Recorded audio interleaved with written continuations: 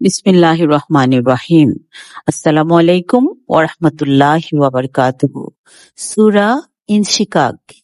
নিজ প্রতিপালকের নির্দেশ পালন করে যথার্থ কর্তব্য হিসেবে যখন আকাশ ফেটে চৌচির হবে আর যখন জমিন প্রসারিত হয়ে যথার্থ কর্তব্য হিসেবে নিজ প্রতিপালকের নির্দেশ পালন করে গর্ভস্থ সবকিছু উৎকীর্ণ করে গর্ভশূন্য হবে, তখন অবশ্যই তোমরা পুনরুত্থিত হবে। হে মানুষ, পার্থিব জীবনের সকল দুঃখ কষ্ট অতিক্রম করেই একদিন তুমি তোমার প্রতিপালকের সামনে উপস্থিত হবে।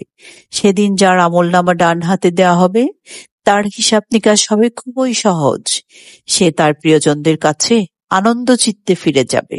সেদিন যার আমলনামা পেছন দিক থেকে দেওয়া হবে সে তখন মৃত্যু কামনা করবে, আর সে ঝলসাতে থাকবে জ্বলন্ত অগ্নিকুণ্ডে।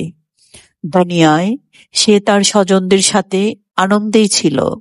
তখন সে ভাবত কোনোদিনই তাকে আল্লাহর কাছে ফিরে যেতে হবে না।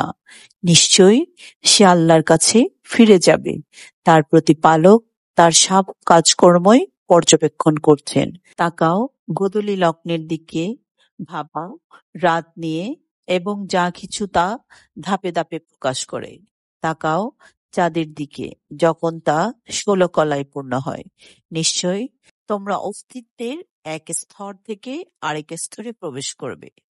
ওদের কি হয়েছে যে এরপরও ওরা পরকালে বিশ্বাস স্থাপন করে না, এবং ওদের সামনে যখন কোরআন পাঠ করা হয় তখন সেজদা করে না? এ আয়াতে সেজদা রয়েছে, অবশ্যই সেজদা দিতে হবে। আশ্চর্য, সত্য অস্বীকারীরা পরকালকে অস্বীকার করে, অথচ ওদের হৃদয়ে লুকানো সবকিছুই আল্লাহ ভালোভাবে জানেন। সুতরাং হে নবী, ওদের কঠিন শাস্তির সংবাদ দাও, কিন্তু এর মধ্যে যারা বিশ্বাস স্থাপন করবে এবং সৎকর্ম করবে তাদের জন্য রয়েছে অফুরন্ত পুরস্কার। আসসালামু আলাইকুম।